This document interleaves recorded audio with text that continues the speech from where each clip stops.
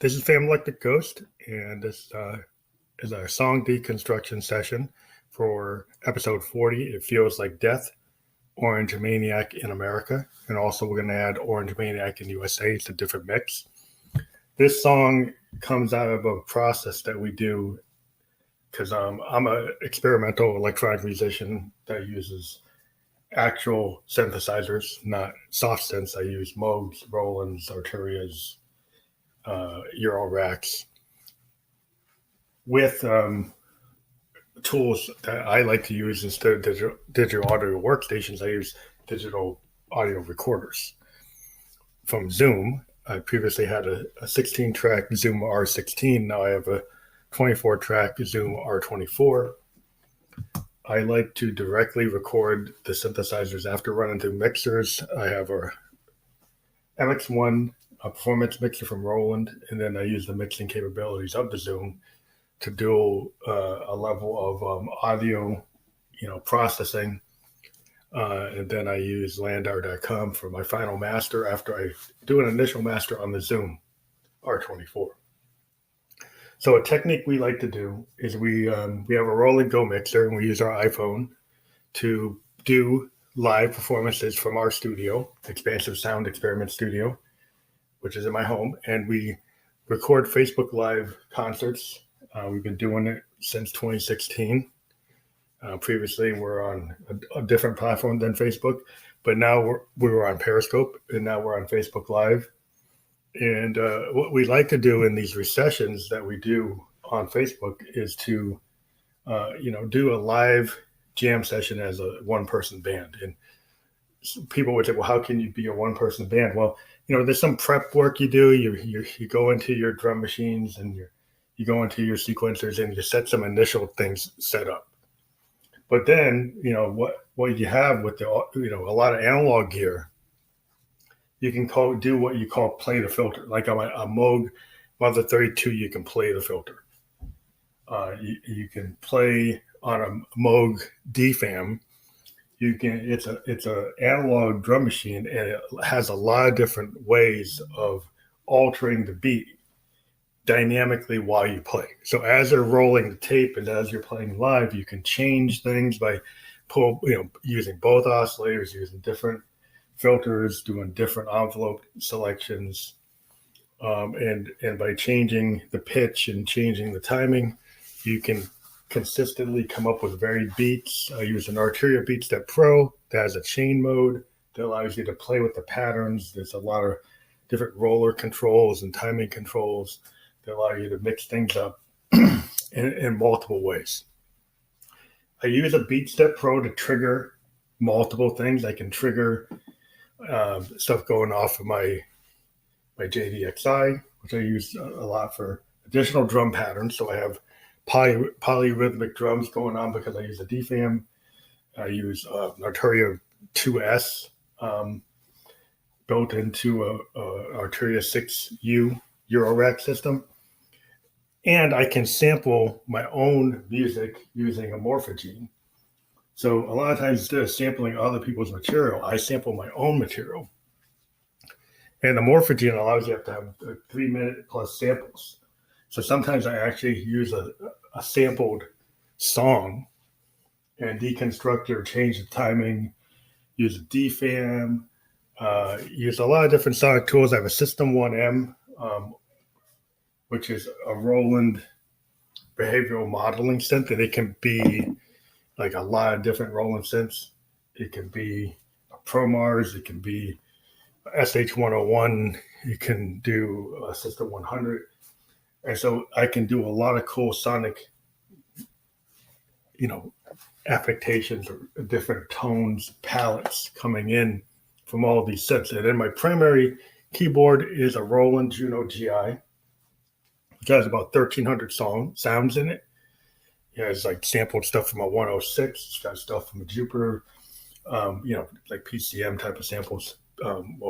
Sound parts. It has a 4-part structure to some of the sounds. And I actually can control my mode Mother 32 with it through MIDI. I do a lot of different sonic tricks. I'm using a Studio Electronics microphone. But this particular song is really a statement about America today and our politics, where we have a total wild man in charge of the government, a person who's unrestrained, a person who's deep in mania, deep in a persecution complex, person's really not fit for office. And, I have my alter ego, Josephine Electric, who I create using my synths. I use a VTO3 boutique module from Roland. I previously used a JDXI, but now with combination with the Studio Electronics microphone, the VTO3 gives me a pretty good version of Josephine. Though there are some aspects of what I used to do on the JDXI I still like, but I have different tones for Josephine. Sometimes Josephine's voice comes out slightly different. Sometimes we use a higher pitch. Sometimes we use a little lower pitch. Tends to seem like the lower pitch is gives her a more voluptuous, sexy voice that I've been playing with. The higher pitch, more cartoonish, more like Camille. Who is an inspiration? The idea to do this comes from a combination of looking at what Ziggy Stardust and looking at Prince's Camille character, and it's just a kind of discovery that I found this voice works with some of the sonic soundscapes I create. The Josephine voice seems to work, and I've seen it in my fan reaction. I've had some fans say they don't like it, but overall, if I do a version of a song with the Phantom voice, and then I do a version of a song with the Josephine voice, the Josephine song always gets more hits, always gets more reception. And I think I was talking to a person we used to talk to on Spearman, Rock Tunes, and he indicated that if you look about rock history, you can see this. It's like you get guys like Robert Plant, you get a lot of the soul singers, the falsetto in rock and soul, multiple forms of music for men is a way to kind of cut through the signal or cut through the music and kind of give a different, having that higher pitch. Sometimes it kind of makes the song that having that, Motown, a lot of the soul singers, you hear a lot of that in Motown and Stax music, Curtis Mayfield, Temptations. You have a lot of examples. I mean, even Smokey Robinson and Prince's falsetto, and you hear it in a lot of popular music today. Still, the falsetto is one of the best techniques to kind of cut through the mix when you're trying to do a vocal. And so Josephine's talking about this orange maniac in America, and she's basically saying it's the end of America because we're breaking a lot of mores, a lot of social mores, we're breaking a lot of social contracts. We have somebody that's not following the Constitution. We have somebody that's colluded with a foreign power, somebody that is openly causing racial division and gender division, and basically being the grand bully. I mean, if you talk about anti-bullying in America, this guy bullies his attorney general. He bullies the FBI. He bullies the intelligence services. He bullies the public. He bullies the press. Unless you praise him like an emperor, he'll say that you're fake or say that you're not right or you're not a good person.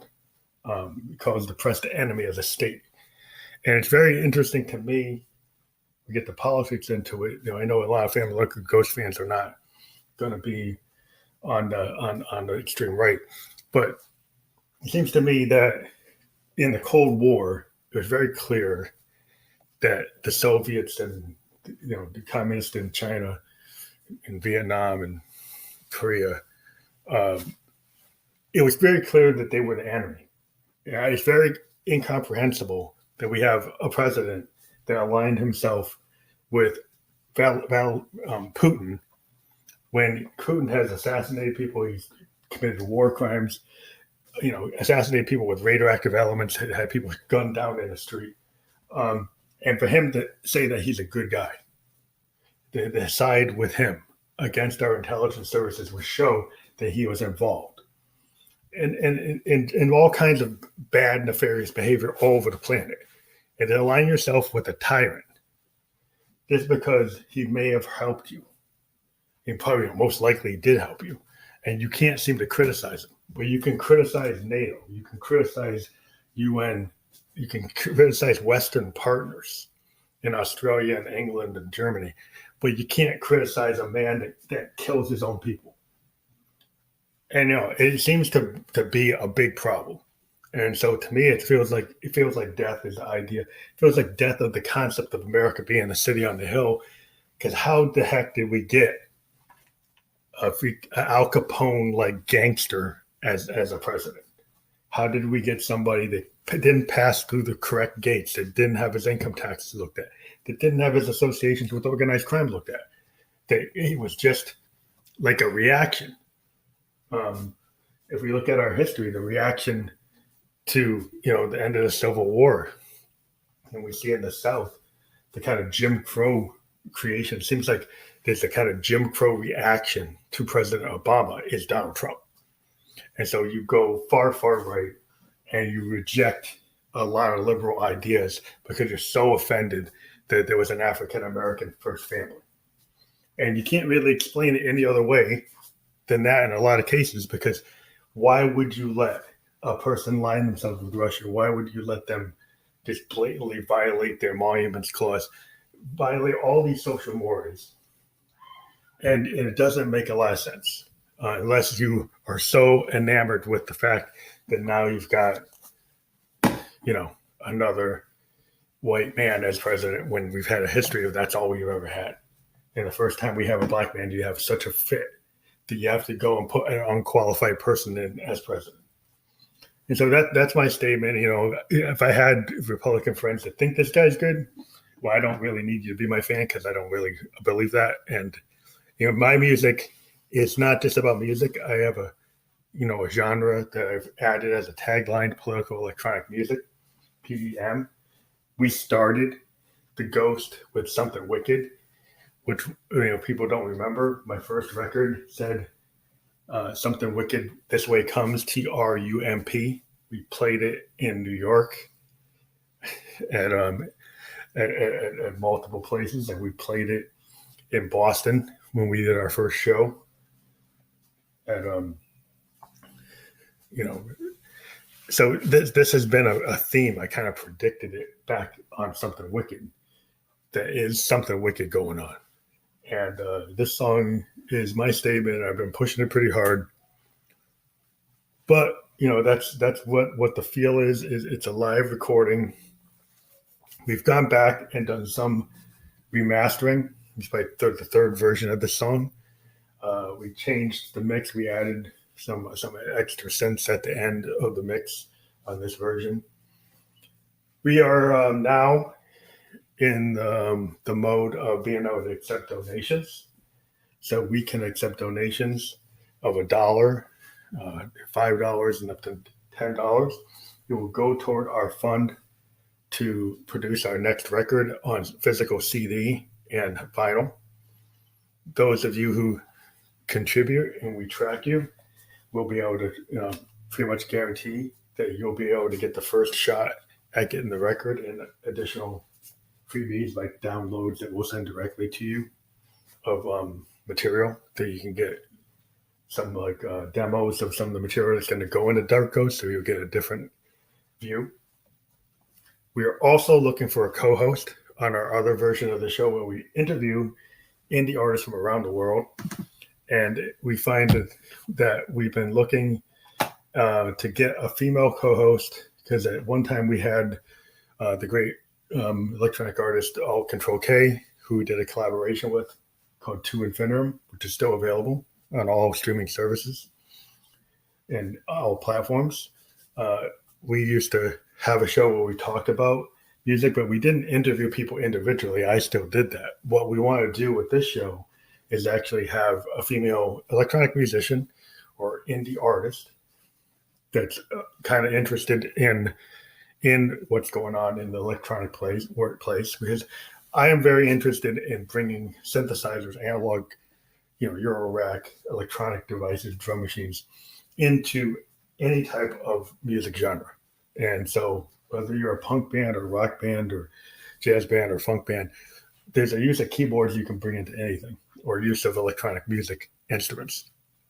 And we also like to talk about just overall music history, going back, to the great blues people like Lead Belly, or getting into jazz like Coltrane, or, great artists like Lou Reed and the Velvet Underground, unknown, icons like Big Star, bringing up things where we bring up, new wave icons like Joy Division, Television, Talking Heads, great punk artists like Who's to Do, The Replacements, great funk artists like Parliament Funkadelic, George Clinton, James Brown, Sly, and of course Prince, who is a big influence. And we like to talk about all genres, including heavy metal, rock, industrial, like Nine Inch Nails, Van Halen, Black Sabbath, anything. Any music that's good, any music that's ever gotten highly critically reviewed and acclaimed, we're into any artist. We've interviewed multiple artists, from the Punk Brothers, The Muted, to Kendra Erica, a top 10 Billboard dance artist, music artist, to Lexa Terrestrial, who's a UFO goddess, and we still want to work with her. We're hoping we can convince her to do a couple of tracks. To the Bermuda soul duo, the Heritage, and we're very interested in working with them. We're potentially going to do something with them. So we like to interview people. We like to collaborate. We like to do all kinds of things. If you contribute to our fund, which you don't have to listen to the Ghost, but if you do, it will help us get additional equipment to make the show better, to push our type of show to Twitch, or put it to YouTube. It's a future vision of doing this, and having a regular interview show, which we do on Anchor, and it goes out to Spotify now and to Apple and like other platforms like Radio Public. So this is a pretty cool way to push your band. If you are an indie artist and you're interested in, being out there and interviewing other people to kind of get a picture of what the world is, you can do some self-promotion as part of the show. You can talk about projects you're working on, kind of like what we did with All Control K. Yeah, it's something that we're really interested in trying to keep going. And, if you help us, then we don't have to Uber as much as we do now, or Lyft as much as we do now to pay for all of our toys. So what you can do is, through Anchor, you can send me a voice memo. If you join Anchor, it's free. You respond to this podcast, you favorite it, you send me a note with your information.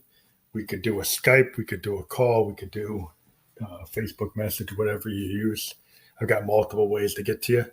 Depending on what you use, I could probably figure it out.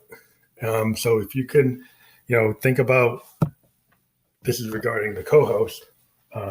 We're looking actively again for a female musician or producer that wants to be on the show. And we thank everybody in advance for any contribution you can make to the movement we're doing here with Expansive Sound. We are encouraging all artists of any age to get into subtractive and additive synthesis, to use hardware synths to create your own tones, your own beats, and learn how these great tools, which have had a major resurgence, are available for the public. I don't know if people realize, but a lot of the great synth companies were gone for a time. But Moog, Prophet, Lin Instruments through Prophet, Sequential Circuits, there's a lot of great synths that were lost that are back. You can get, a 2017 Moog Model D Mini Moog.